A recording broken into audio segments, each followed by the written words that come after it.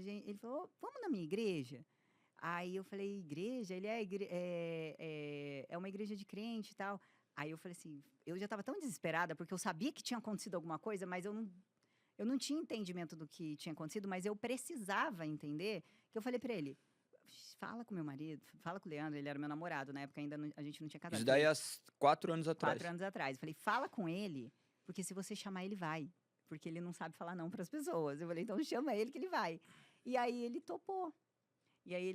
Aí nisso, no domingo, a gente foi para essa igreja. Quando chegou nessa igreja, a mulher desse pastor profetizou coisas na minha vida que está acontecendo nos dias de hoje, para você ter noção. Foi algo. Eu e o Leandro saímos de lá assim muito impactados, quietos, os dois. E aí a única coisa que ele falou assim no carro foi: nem vem que eu não vou virar crente, não, hein? Ele falou assim. Aí eu falei assim: não, eu também não, eu também não. E nisso chegou na segunda-feira, eu fui para Jovem Pan. Aí eu tinha o meu programa era antes do Morning Show. Aí eu fui abrir o microfone para falar. Foi como se a minha cadeira tivesse ido para trás, eu caí de joelho ali. E ali eu falo que eu escutei a voz de Deus novamente. E ali foi nítido, foi audível a voz de Deus falando: peça demissão. E nessa época, foi a época que eu já estava conversando com o Tutinha, porque os meus planos, eu queria muito vir, tinha acabado de lançar a Panflix, fazia pouquíssimo tempo que tinha lançado a Panflix. Então, eles estavam fazendo seleção para as meninas, e o Tutinha já gostava do meu trabalho lá na minha cidade e tal. Então, ele achou, ele falou, tô assistindo, aí ele conversava comigo, via as minhas lives que eu fazia muitas lives pelo Instagram, para ver minha desenvoltura e tal. Então, assim, já estava caminhando para eu vir para São Paulo. Só que daí você pensa, Liz, se lá no interior o negócio estava nesse tamanho, imagina se eu viesse aqui para São Paulo. O que ia acontecer com a vida? Então, assim, Deus, ele teve o momento certo dele de falar, não, daqui para frente você não vai. E aí, eu, sem pensar, eu subi e pedi demissão. Depois que você caiu de joelhos, eu subi, continuei, terminei o programa, subi, falei, Ana, eu quero falar, eu vou pedir demissão. Ela, como assim? Ninguém entendeu nada. E você falou que foi por qual motivo que você estava pedindo demissão? Eu não falei que foi por causa disso, senão ele ia me chamar de louca, imagina, ai, Deus falou ali embaixo para eu pedir demissão. Eu, naquela época, eu não tinha esse entendimento e nem essa coragem de falar isso. E é engraçado que quando a gente está se convertendo, bem isso que você falou, né? Quando a gente conhece a Jesus, claro que isso não é regra, né? Mas a primeira reação que as pessoas têm não, eu não vou ser crente, eu não vou virar crente. Eu só tô indo lá na igreja para ver o que está acontecendo. Porque você vai gostando, mas não consegue admitir que realmente você tá rendida. Exatamente. E pensa, o que as pessoas vão pensar, gente, que eu virei crente? Então a gente vai falando assim, não, eu só tô indo para ver o que está acontecendo, eu não vou virar crente. Não, e foi exatamente isso. E daí, o que aconteceu? Eu falei para ele que eu queria sair, que não dava. Ele, como assim? Tava no auge do programa, a gente tava cheio de patrocinador. E eu falei, não. E eu não conseguia, era como eu não conseguia ficar lá mais um dia. Não dava, não tinha como, não dava. E aí, imagina, aí mais uma vez o Leandro, ele foi... Ele sabia já que você... Ele nem sabia, nem suspeitava do que estava acontecendo ali. O meu marido? É. Não, ele fala assim, até hoje ele fala, você é muito doida.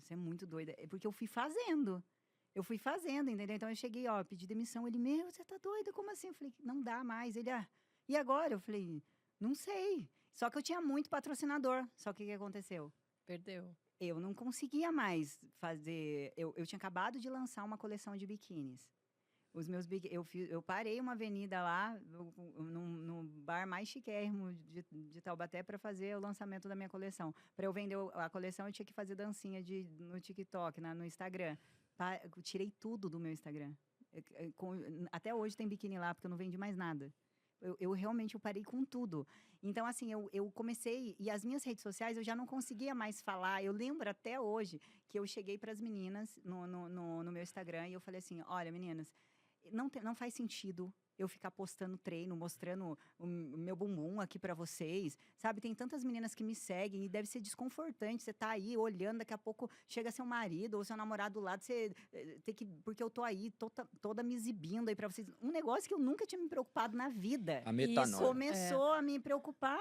Mas você foi convencida pela palavra, de acordo com você ia nos cultos, ou Não, simplesmente isso foi. aconteceu? Eu falo que o Espírito Santo falava comigo, assim. Nunca um pastor falou, nunca alguém.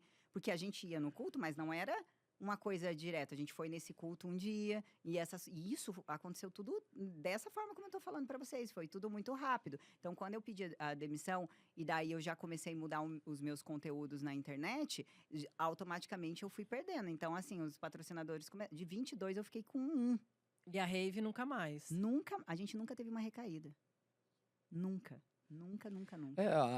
A transformação envolve muito isso. Não é de como você cai, mas de como você se levanta. Porque caindo hoje nos cultos tem bastante gente, mas vendo quem são aqueles que estão em pé, de fato, que são levantados pelo próprio Espírito, derrubados pelo próprio Espírito, é muito diferente, né? É muito louvável poder ouvir testemunhos assim, né? Porque é muito importante essa geração saber que existe uma salvação, que existe um refrigério, que existe um Deus que olha pela sua vida, porque ainda que a gente não olhe para Ele, Ele está olhando para nós, e esse amor dele, Ele nos busca onde quer que estejamos, porque nós fomos comprados por um alto preço antes da fundação do mundo.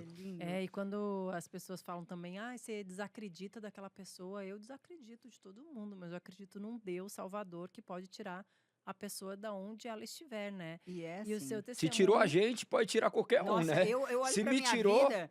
E o seu testemunho é mais uma prova disso.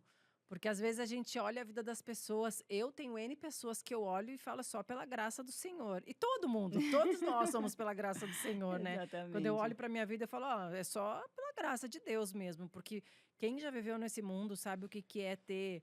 Exatamente, patrocinador, sabe o que é ter fama, o que é ter entrada nos lugares. E quando você olha e fala, caramba, eu larguei tudo isso, que é um prazer carnal, e é muito forte esse prazer, né? Nossa, é muito forte. Pela uma vida de renúncia, porque a gente renuncia o tempo inteiro.